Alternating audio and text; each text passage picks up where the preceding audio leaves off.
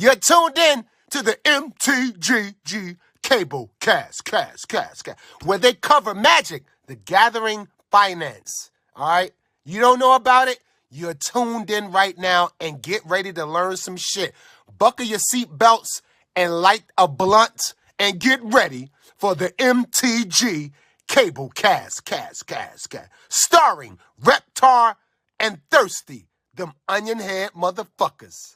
Alrighty guys, welcome to the newest episode of the Cabalcast, and this week we're taking a look at an announcement that was made recently, and that was at Mythic Championship Final Fantasy. Yes. I forget where it was, but it was the upcoming set releases for the first half of next year. So this is kind of the start of our block of this is our standard material. So with that started, let's talk about the upcoming sets. Let's take it away. All right.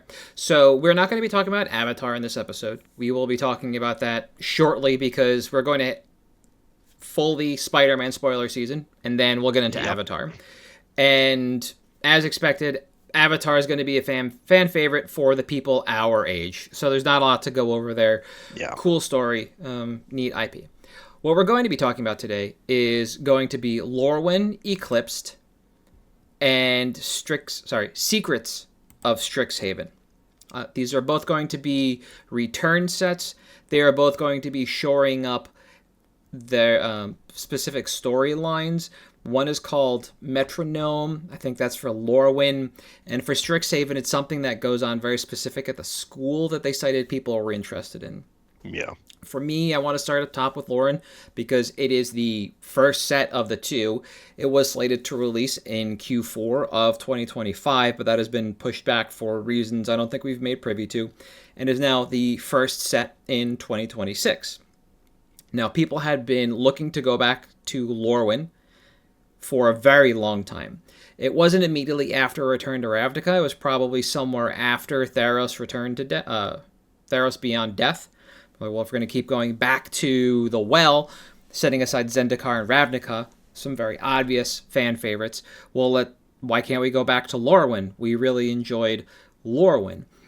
And I don't blame people. I played a lot of Standard at that point in time. I was mainly playing competitively and testing competitively. So my view of this set is just that.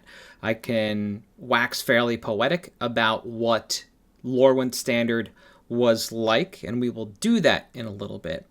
What we talked about before the cast is that I can't really talk about player sentiment of the set on the whole because I didn't draft it, and I can't tell you why, for instance, people like Kithkin and their weird heads that much.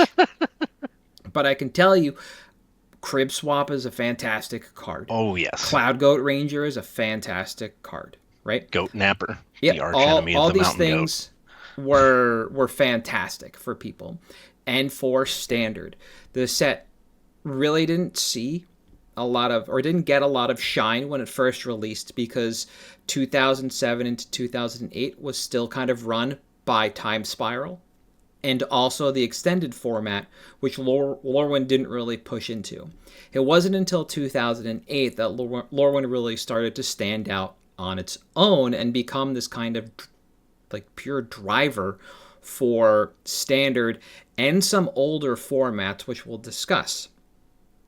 Now, up top, you can find a lot of results from 2008. You can take a look at Worlds. There are regionals results, which means there's also nationals results, and there should be a Pro Tour set of results or two, and we'll go over a lot of these decks.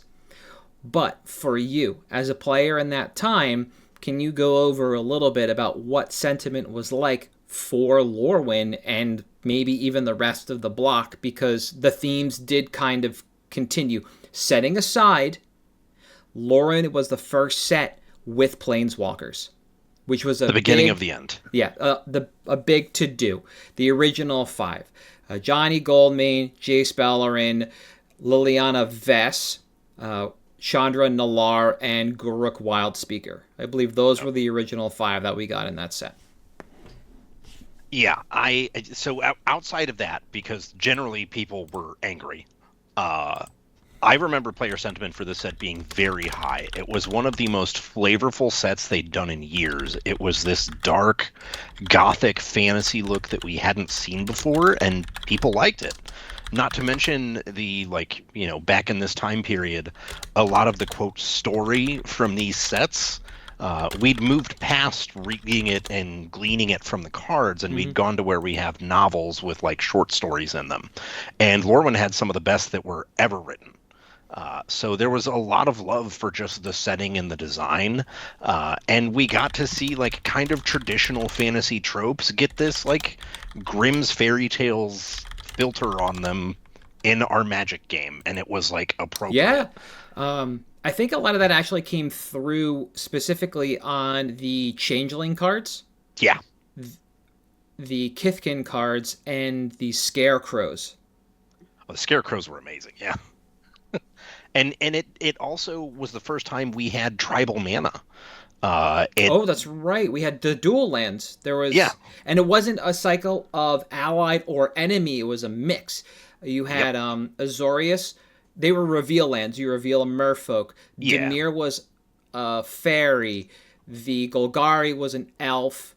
Boros was a giant, and I'm forgetting one. Elemental was the 5-color one. Ah, there you go.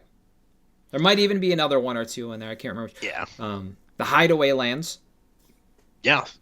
And tribal became a type at this point. It was actually, to me as a player at the time and having played since, 4th edition revised era, it was the biggest change I remember the game undergoing since the 7th edition classic rules update. Yeah. And it was the first one I remember being received almost overwhelmingly positive. And now, as a player, me feeling about it now, they have a god book, how they want everything to look, and it's all dumbed down and generic. We've had a million gothic dark fantasy sets. It's either going to be the most insane set ever, or it's going to be dog water. And I unfortunately am kind of leaning towards the second, because a lot of what made Lorwyn great about its identity to me, and why people loved it, because it felt like being transported to this world. Yeah. I think that's gone. Just in the game in general, it's all commodified now. And I'm not sure, but I remember a lot of people loving it. It was a great draft format, and especially the, quote, super block format. Yeah. Which, for those of you that don't know, Lorwyn, quote, block was actually 4 sets. Lorwyn, Lorwyn, Shadowmoor, Morningtide, Eventide. There you go. And this was when the Standard rotated with blocks, so we had at the time the largest card pool ever in Standard. So there was a ton of variety, a ton of tinkering, a ton of stuff you could do with your decks. Now, obviously, it was a pretty solved meta after a point. But yeah, it was the most fun I remember having, just grinding out weeklies at an LGS since, Future Sight Alara. I think a lot of what people are hopeful for is an answer to why was a Johnny a Kithkin on Lorwyn. Sorry, not a Kithkin, a Leonin on Lorwyn, when all the white cards were either Kithkin or made tokens, spirits, goats, what have you. Why was Garruk there when the green cards weren't all beasts or necessarily beast related? They were kind of elemental and tangentially related to that. There's not really a good answer to that. Over time, we've kind of solved why Chandra was there, because Chandras keep making elementals now, so that's aligned. And even Liliana seemed out of place on that plane, because the black cards didn't really lean into what Liliana Vest does, which is each player discards, tutor a card, and then the -8, the ult is it a reanimation effect or something like that? I can't remember. It is not great. You basically play 5 mana Lily to tutor plus tutor. That's the reason you played that card. Yeah. And Jace Bellerin was just generic blue mage. It did blue mage things. It didn't matter that the ult milled out. The plus was everybody draw, the minus was I draw, and so you just kept toggling Jace similarly to how you toggled Liliana at the end. Up, down, up, down, up, down. And I think people are kind of hopeful to see why those planeswalkers were there when they didn't necessarily make sense from a story standpoint or maybe even a creature type standpoint. And I do, speaking of story, you did mention the novelization of this set, and this is when Fat Packs still came in a package, correct? Where you got like the box, some packs, a book, right? That's the way that product was designed. Yeah, like the paper sheet with a set list or something. Or the book with the set list on it, like a checklist. Like there was a lot to do with not just this set, but sets in general from a product standpoint in that regard. And it kind of created this neat little like ecosystem, this tidy little space of product. Now, when it came to what Lorwyn actually did for Standard, while the meta was still in flux, it wasn't solved, this is where I kind of come in, and I spent, like I said, a lot of time playing and testing Lorwyn Standard. And what we're going to toss up real quick is going to be the regional decks from 2008 into the Worlds decks. And while this is maybe not the most populated regionals from Anchorage, Alaska, what you're actually going to see and what we'll discuss is actually a very diverse metagame, despite the fact that this is from an Alaskan regional and not something like the Mid-Atlantic regional or the PNW regional. Yeah. And what we see is that, obviously, Andre Prost takes this down with fairies, but after that, we have a deck called Revelark. And what this deck is, was so good. Yes, is actually a combo called Bubble Hulk, which has appeared in Standard. It appeared in Modern. It is banned out of Legacy. Yeah. And it was a player in Vintage at the time. We have Azorius Merfolk, which existed for almost the entirety of the Standard run. We have a couple copies of a mono red aggro list, which I was bemoaning before we came on air that while this deck was good, I think the Rakdos deck was better. It's the only thing that's not really represented here. We have mono black control, which eventually kind of morphed into Golgari, but once Putrid Leech came about, and then into the Jund deck that we all know and love, the whole 51% Jaff deck, once Bloodbraid Elf and Blightning were introduced. Yep. And then we have Doran Rock, which was actually kind of a combo deck because you could play as a Treefo Carbinger, tutors Treefo Carbinger, tutors Treefo Carbinger, tutors Treefo Carbinger, tutors Doran, and then you're just swinging for 20. That's just the way it went. And that was the Rock deck. Right, that was Anchorage, Alaska, and then that fed into Worlds, where again we see fairies. Now we have the Rakdos deck in Blightning aggro, Kithkin, which took a long time to come up, and then another copy of Fae. Right, and this is not obviously all the decks submitted to Worlds, but this is kind of how the format ended up. It looked like this when you get down to it. And we started with this really diverse metagame while people were still trying to figure things out. It was very broad. It was very appealing. And eventually we solved the fairies deck. That's kind of what happened. But along the way, we also tested decks like elves. Because it's not bones, might be a bone splitter axe. There's an axe that just auto-equips to a warrior. Yeah. And a number of elves were warriors. So you were just getting a free, like, +2/+0 and trample. So you were and you had your Golgari show lands. So that meant you had access to Thoughtseize. Cool. Yep. Get them. Turn 1, that, reveal Run Vanquisher, Thoughtseize. Turn 2, get a 3/3. Yep. Eventually we got another meta-defining deck. I mentioned the Hideaway lands in Selesnya tokens. You would make a bunch of tokens, and you would play the white Hideaway land, which the condition was have 3 creatures, I think, or something like that. Yeah, 3 creatures attacking. Yep, and then you flip the card, literally the card, Overrun, from underneath your Hideaway land and just get somebody. We had an Orzhov deck called Batwing Broom. Oh, I loved that card and deck. Yeah, I actually don't know what it does. I've only heard the name. That deck didn't Turbo Smog. Yeah. It's a fog effect that pings. Yep. We had a list called Owling Mine. Because of the art on one of the is it Font of Mythos or something like that? One of the mine effects was like an owl. Yeah. Maybe Font or something, but yeah. Yep, that was a deck that existed. So Lorwyn into Shadow more, etc., bred this like impossibly diverse metagame that we just haven't seen since. And the more sets we got, the more like things came about. The mono black control list that we saw that I mentioned morphed into Golgari and eventually Jund actually spawned an Orzhov list, and still Moon Cavalier was really good in that. Figure of Destiny, a very good card. Not Cloud Thresher. That was in 5C control for the Fairies matchup. Is it Cloud? Yeah, okay. It is Cloud Thresher, not Cloud Scraper. Cloud Scraper is the 13/13 from Legions. Yep. Yeah, Cloud Thresher. Chameleon Colossus. These were cards that were played. I thought about 5C because you needed the Vivid Lands. You did. And Reflecting Pool. And that came about eventually. And we can just kind of keep going down this path of what Lorwyn did to Standard. And if people are hoping for this to kind of rejuvenate Standard and tilt it a little bit, I don't think that's going to happen either. I don't think Lorwyn can make that kind of competitive change to the Standard that we're seeing. Fire design and the inability to iterate enough times to make sure cards aren't a problem seems to not be the case at the moment. I also think that just like design-wise, one of the strengths of the Lorwyn Superblock was the Superblock structure.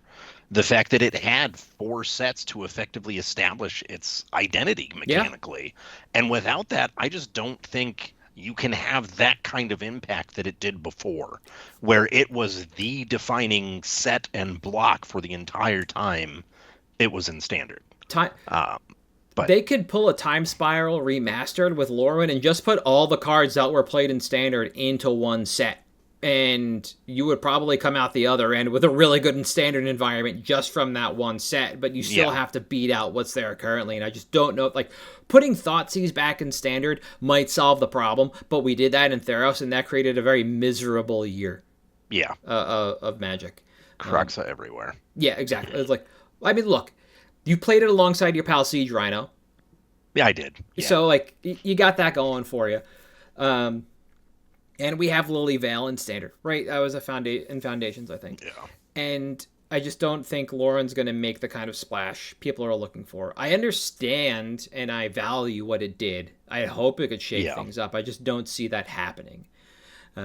Now, coming kind of nebulously in Q2 or Q3 2026, whenever... Q2, I think, was their official. Look, if we're doing 6 sets a year, it's going to be like 21 weeks after Lorwyn, right? That's like literally the math, 21 or 24 weeks after Lorwyn. It's Secrets of Strixhaven. And I honestly like have nothing to say about the original Strixhaven. So I was going to ask you a question, and I want a very short answer. And you can play along at home as you're listening. When you think of Strixhaven the set, what do you think of? Pauper Goblin combo. Okay. Not what I expected. And I think the majority answer might actually be Mystical Archives. Yep. Yeah, absolutely. They were awesome. I agree. But that is kind of miserable for a set. Yeah. Right. I'm going to bring up Dawnglare for people to see what Strixhaven looks like financially. And this is it. It's Wandering Archaic and really nothing else. That's it. 1, 2, 3, 4, 5, 6, 7, 8 cards worth $2 or more. That's it. That's what the set is. Not great. Yep. At least 3 of them are the dragons. Right? As expected. Yes. So I honestly don't know what this set is meant to do. Nobody liked this set. It really did not do anything much. And if you want a quick list of cards, that took me a very long time to both think of and collate from Scryfall about what was impactful from Strixhaven from a play standpoint. It starts with Elite Spellbinder. Yep. Then Expressive Iteration. Then I have written just Witherbloom combo. Yeah. Which is Witherbloom Apprentice, an uncommon in the set, and Chain of Smog. Also works with Chain of Acid if you have an indestructible artifact. Yeah. Wandering Archaic, which we already touched on. It did fill in the gap for commands. We have the allied commands from... Yeah. Not Fate... Dragons of Tarkir. So this gave us the 5 enemy commands and also the 5 enemy dragons. Hoo-hoo. And you might also maybe think of the card Magma Opus from the very miserable standard season we had, which I think was the Nexus of Fate chunk of standard, that buy a box promo. This set did not create a lot of long-living or memorable cards. Even the commander decks were just messes, and they were an overall miss. The Simic one, for instance, wants you to make fractals, 0/0s, and put a bunch of counters on them. Cool, that's great with counter doublers. Fantastic. It sucks when the other half of the deck is a clone effect. Enjoy cloning that 0/0. That's fantastic. So it appears... Hey, they were just learning to design decks okay. They'd never done that before. Right.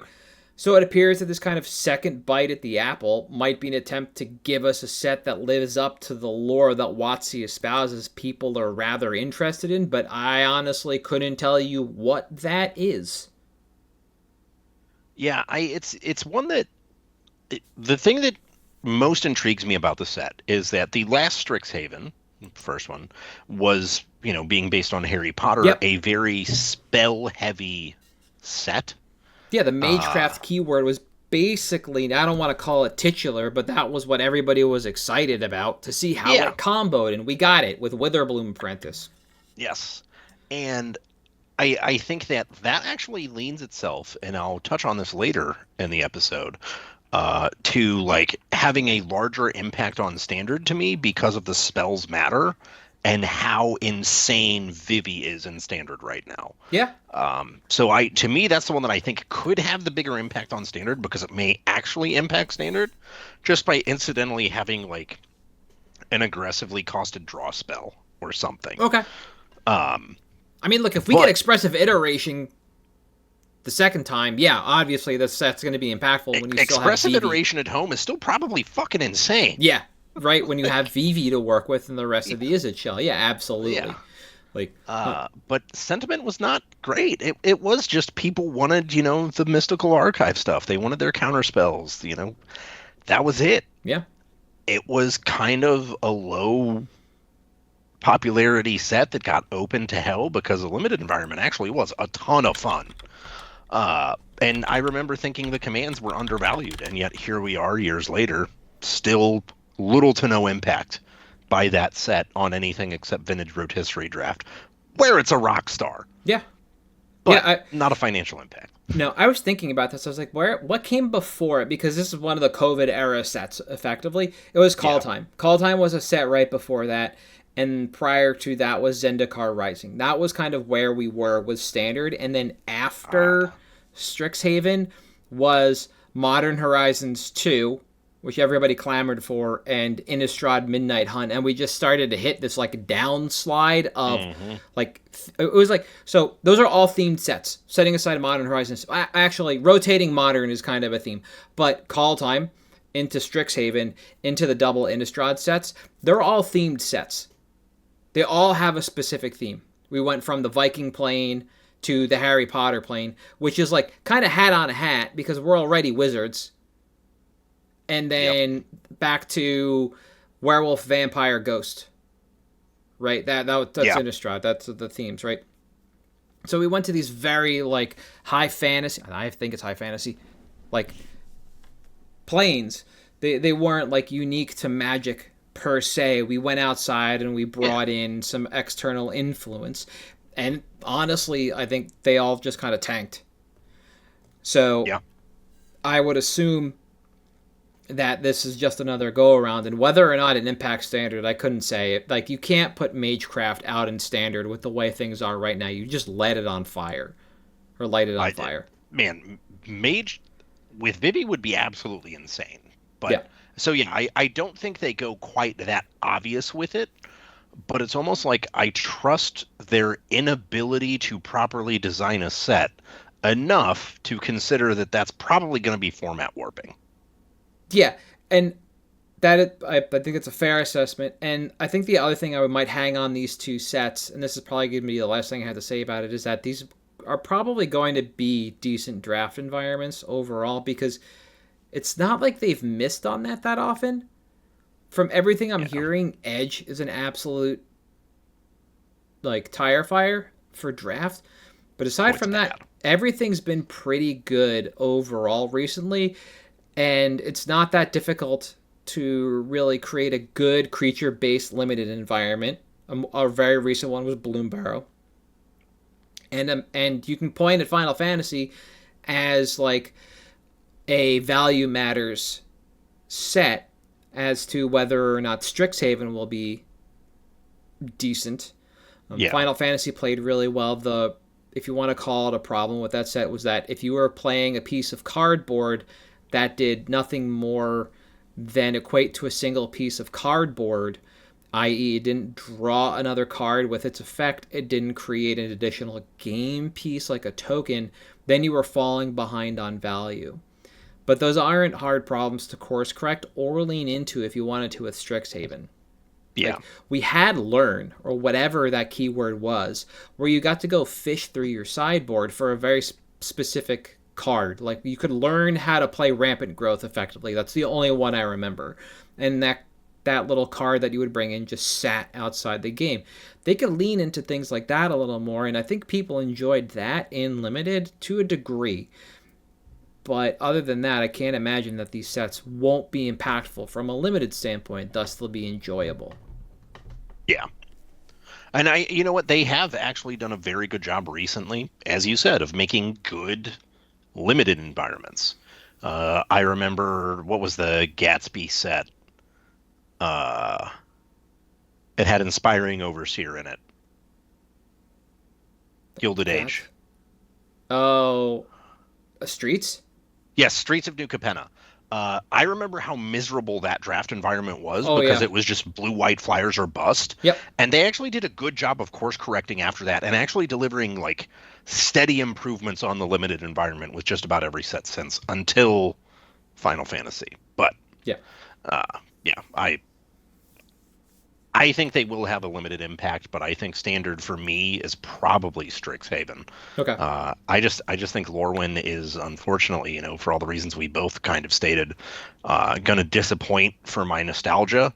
But we'll see if it actually makes an impact somewhere. Yeah, I think actually something to lean into before we cut over to picks is that because Standard is still very much a spells matter area, because you have to start removing creatures from the board. It's very difficult to play a creature-centric deck and do well.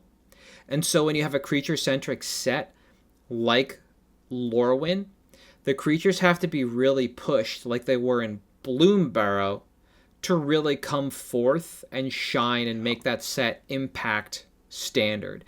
And not all the creatures in Bloomburrow were impactful, but the ones that were the ones that effectively like turned Standard. Yeah. Just all the mice and then some of the lizards just turned Standard. Yeah. And as we head into picks, we're actually going to discuss exactly this with our picks. You're going to talk about spell slinging, and I'm going to talk about a little bit about just playing creature decks in Standard with our picks. And I want you to go first because we just ended talking about Strixhaven, about spell slinging, about VV and where Standard is. And because your pick is going to be primarily about Standard, I think it's going to be a good place to start. All right, so, well out of character for me, I am picking a card for Standard reasons, and that is Ral Crackling Wit. Now, you may remember, I believe both of us mentioned this in our Bloomburrow preview, thinking this card was just insane. Turns out, the card is still insane. Mm-hmm. Now, this was everywhere not too long ago when the Is It Prowess list was, like, making its way through the entire Standard gauntlet. And then we found some super secret tech or not so super secret tech in Agatha's Soul Cauldron. Now, when that happened, Is It Cauldron became the deck and Ral started disappearing from Standard lists. Now, he does occasionally show up in sideboards. Just looking at the past few challenges and everything, he's there now and then in the Is It Cauldron lists as a 1 to 2 of in the board. Now, he was a 2, 2, 3, or 4 of in Is It Prowess. Now, what he does, and this is why spell slinging matters and why prowess matters, is whenever you cast a non-creature spell, he gets a loyalty counter. He starts at 4 for 4 mana. That alone, pretty good. Now, the important thing is the +1. Create a 1/1 blue and red otter with prowess. Now, once Soul Cauldron gets banned, which I think we can all agree has got to happen at this point. You were at a local event and you said it was like 57% of the meta. It's like 30% of the standard meta right now. I don't know exactly how much it is on Moto, but this deck is everywhere. Now, I don't think they're going to ban Vivi because that's the flagship card right now from their Final Fantasy set and help them make their nut. And if there's anything we know, it's that Hogak is going to be legal longer than it needs to be. Agreed. Agatha's Soul Cauldron is also going to rotate soon. So it's really not that hard of a loss to just start that a couple months early. Now, when that happens, that's when I expect we can start to see Ral increase in price. Now, right now, he's sitting at around, I believe, low is $9 on the day of recording, August 18th, with a market of $14.07. Now, he's been holding very steady since the set released. So if Is It Prowess, after our next ban announcement, does start making hay, we have an opportunity for this card to go up in value. The other window, as we just touched on, the Spells Matter set, which we know we're getting in Q2. Now, if there's one thing we can trust in a Spells Matter set, we're going to get some kind of Is It shenanigans that involve casting lots of spells, making lots of mana, drawing lots of cards, and doing lots of damage. This is the kind of shell where a Planeswalker like Ral is going to shine. Now, Bloomburrow was not a set that was stockpiled very much. It's still out there. People have this. People that were running it in Cauldron moved it into their trade binders or build boxes, I'm sure. It's something that's still relatively affordable. And yes, it is a mythic from a collector booster set, so obviously the value is going to take a little bit longer. But the fact that it's held its value as well as it has while being as open and in a high print run set like that leads me to believe that this price is real and realistically a floor for this card unless it gets reprinted. And this is the kind of card that's just steadily going to increase with an opportunity, in a few, I think 2 months for the next announcement, right? Something like that. And then, November. So 2-3 months. And then a few months after that, another opportunity for it to surge, literally on pre-release hype, because some card gets spoiled that's actually bad and everyone thinks it interacts favorably with this. And on that note, there is one card that I think from the first Strixhaven that if it gets reprinted is this card's ticket to stardom, and that's First Day of Class. Whenever a creature enters a battlefield under your control, put a +1/+1 counter on it, and it gains haste until end of turn. At that point, it is another combo win. Yep. So that's all I got on it, though. Yeah, because it just combos with Soul Cauldron. That's basically what you're getting at. Yeah. I was just thinking while you're talking about this and what we said about Strixhaven, and I think it'd be really funny if they pivoted from the enemy colors to the allied colors in this set. Gotcha. Okay, that would actually be awesome. Yeah. Oh, the keyword is literally learn. All right, cool. You may reveal a lesson card you own from outside the game and put it into your hand, or discard a card to draw a card. I was right. Okay, it was learn. Yeah. When Cutter came out, I moved from mono red to Cutter. Ral Crackling Wit was in some sideboards then. It wasn't in all sideboards. It all depended on what you thought you might see. If you thought you were going to bump up against control, either white base with temp lockdown or primarily black with single target removal that couldn't touch planeswalkers, then you would sideboard in Ral, or you would put Ral in your sideboard to sideboard in against those matchups. And with Soul Cauldron and the way the format kind of works now, I would expect this to be a similar card. Like you're saying, we've seen in some sideboards, not others. I initially thought it might have swapped out with Tashana's Tidebinder, but it seems like there's a small package that people are kind of rotating through, of which I don't really know what that package is.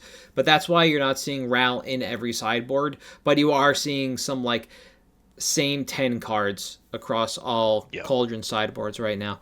And I think regardless about whether or not Strixhaven is enemy colored or allied color, if we're going to get something that could very much continue to push VV and thus Ral either directly in Izzet or go into Dimir, and then we might end up playing Grixis Wizards because we got more Wizard support inside the Final Fantasy set. So we could even see the context of that deck shift, at which point Ral is still really good because the minus on Ral, the ult on Ral is still pretty strong.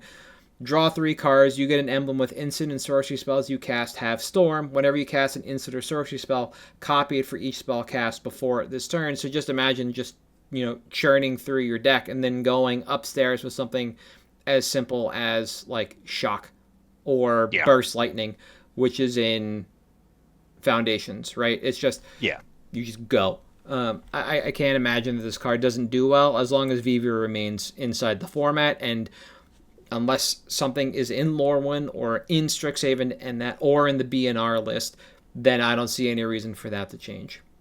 Yeah. And the other nice thing about Strixhaven is there's a shit ton of wizards on Strixhaven, so that's even more tribal support. Yeah, right. For me, the card I'm looking at that has hit standard, and I'll talk about it further down in the pick, is Mossborn Hydra. This is actually a card I've been tracking for a while. We've been talking about it in Discord for a couple of weeks now, just monitoring price. I had other cards I wanted to pick before this for the podcast, but if you were in Discord, I said push or shove on this a couple of weeks ago, and you missed that, so join. It's free. Good call to push. Yeah. Yep. So Mossborn Hydra, for those that don't know, is a rare from Foundations. It costs 2 and a green for a 0/0 elemental Hydra. It has the keyword trample and the keyword landfall.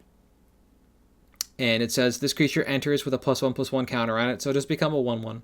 The landfall ability says whenever a land you control enters, double the number of +1/+1 counters on this creature. So 1 to 2, 2 to 4, 4 to 8, etc. It just scales in power of 2. Now, I've been tracking this card since January of 2025. CK was buying 8 at $5. They were buying 225 at $2.50. They were selling 8 at $5. There were 395 listings on TCG Player for $4.36. So we can see this card was just a quarter of what it was a year ago. As of recording, CK is buying 157, up from the 140 yesterday, but the same price, $9. And they have 8 for sale at $15. There were 154 listings on TCG Player for LP or better with a market price of $15.60. There are now 157 listings on TCG Player, LP or better, with a market price of about $16. So we're still seeing an increase, and people are moving into the market as expected. When it comes to commander playability, which is kind of really where this card is, this basically is just landfall to end the game via combat. It's very simple. There are some other things you can do with this card, and we'll touch on them, but combat is basically the main way you're going to be ending the game. Now, with green being omnipresent across all landfall-based commanders, a card like Mossborn Hydra becomes an easy fit for anyone looking to trigger the keyword at any rate. It could be once a turn for a small amount of value, or an infinite number of times in a turn to win the game. With something like Mossborn Hydra, it's hard to win the game when you trigger landfall an infinite number of times in a turn without any additional help, because it can only really take out one player a turn. Yep. Right? So it's not the end win kind you want there. But honestly, that hasn't stopped people from engaging with this card meaningfully within Commander. With only 2 keywords, trample and landfall, Mossborn Hydra is a fairly palatable card in casual games of Commander, as it can be removed by almost any removal spell people would point at it. It takes work to end a game, and it's rather obvious. And as a looming threat, it's a fairly fun card to play and play against. When I was taking my notes, and I wrote that sentence, one of the things I thought of was how Avenger of Zendikar plays in Commander. and how that's still kind of a beloved card, despite the fact that it just makes an army of 0/1s that grow very quickly. But people kind of enjoy that gameplay. It's meaningful because it's still a 5/5, and I don't think it has a single keyword on it besides landfall. I don't think it has trample. I think it's just that's it. I think it's just a country 5/5. Yep. Now, with that said, you can definitely make Mossborn Hydra a more competitive card to end games as you tune and hone a landfall list to use the Hydra to end the game in one turn or over multiple turns. A card like Chandra's Ignition pairs really well with this, as do extra turn spells if you do want to win through combat. And for those that don't know, Chandra's Ignition basically says target creature you control deals damage equal to its power to each creature and each opponent. So, kablooey. That's how you end the game in one turn, by going infinite with Mossborn Hydra. Outside of that, it's just kind of like multiple combat steps. It's very difficult to like replicate Mossborn Hydra's power in a meaningful way. You could kind of clone it and like create an army of them, but that's above and beyond. Now, that's a lot of extra steps. Recently, Tifa Lockhart has popped up as a commander shell that can support Mossborn Hydra. And with the earthbending keyword coming in the Avatar set, we might see some additional support and synergies. There has also been a standard mono-green aggro deck featuring the landfall keyword. It utilizes the aforementioned Tifa Lockhart, Bristlybill Spinesower, Saz Chocobo, and this deck looks to end the game fairly easily. It has popped up on content creator streams. I've been linking them in Discord as we've been seeing them as a reason to discuss Mossborn Hydra. And because of the power of the Izzet strategy, still in Standard, a deck like this gets pushed down. Moreover, it is very weak to targeted removal and board wipes if it cannot close things out quickly. Now, do I think this is a driver of demand, the Standard deck? Yes, I do. And if Izzet gets taken down a bit and black removal falls out of the format, I can see a deck like this playing well in Standard, as it has in various metas over the years. This is actually a turn 4 aggro deck. People get very just salty when they lose to the deck that has like 6 ramp spells and 4 prismatic visas or whatever is in Standard right now. Fabled Passage or something? Yeah, like minimal ways to trigger a landfall more than once a turn. People get real salty when they just get run over by a bunch of little turds. Yep. But you have to play 4 copies of this card in that deck. That's a huge driver. So if Izzet gets pushed down, if mono black targeted removal leaves the format, doesn't return after rotation, or the rotation we actually had, then something like Mossborn Hydra and Tifa Lockhart can actually take over or take a meaningful foothold inside Standard. And this concludes the section where I talk about Standard in this card.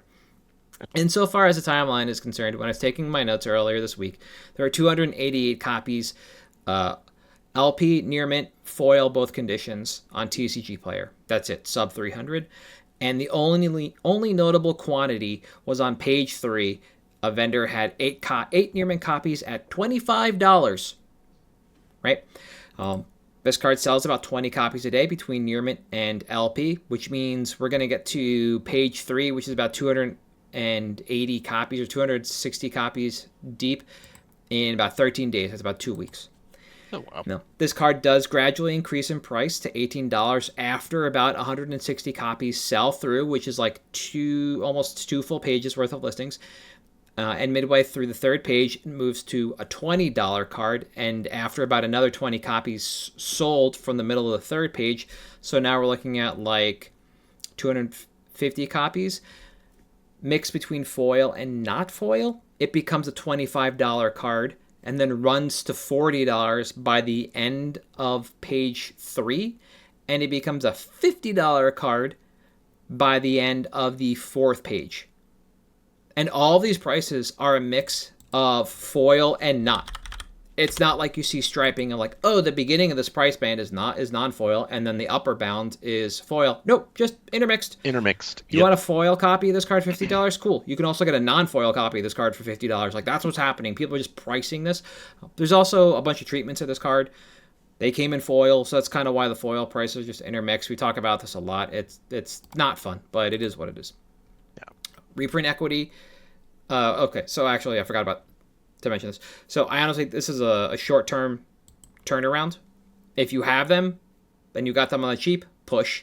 If you want to buy in now, it's probably about 3 weeks, maybe 6 at the most on the outside, to turn back into the market from a $16 card to like an over $20 card and just push out. And that's going to lead into reprint equity, which I think makes it a safe hold. A card like this, printed with an evergreen keyword in landfall, in a core set, can be printed anywhere. It could be in a standard set. It could be in a commander precon. With Avatar Spoilers having a dedicated keyword in Earthbending that has very loose synergy with the actual landfall keyword, I wouldn't expect a reprint in that set. Coupled with knowing 2 of the 6 sets we have in 2026, and neither of them have historically had the landfall trigger, I actually feel safe saying we won't see this card for another year or so. I think we are safe. Yeah. I think 2026 is not going to see a reprint of Mossborn Hydra. It's just going to exist in Foundations. So if that product ends up on store shelves continuously, like they just keep printing it, because we don't know what the life of a 5-year set is going to look like from a distro standpoint. There is the opportunity that this does stagnate if all of a sudden Foundations just floods. Like, let's say a set tanks, or 2 sets in a row tank, and Foundation sales go back up because that's what LGSs need to do. Engage. Exactly. Oh, these bunch of draft formats failed. Okay, we'll just run Foundations because we got it. It's easy to get, and then they just start ordering again, right? More Mossborn Hydras are opened, and then thus they flood the market. That's really the only way I see this card increasing in quantity in the next 18 months. Otherwise, I think we're safe. Yeah, I'd say that's probably accurate. When it comes to buy quantity, I think I have 2 of these from opening product. If I have a third, it is for sure in a commander deck, and the others are just floating around waiting for the mono green deck to form in standard. It's there if we have them. We're not going out of our way to buy extras. And while I do believe in this card, we're talking about it now, I didn't know how long it was going to take to actually move in on this card, because like I said, I've been monitoring it for almost a year. I brought the stocks graph up. It sat flat for a while, and then all of a sudden it just went vertical.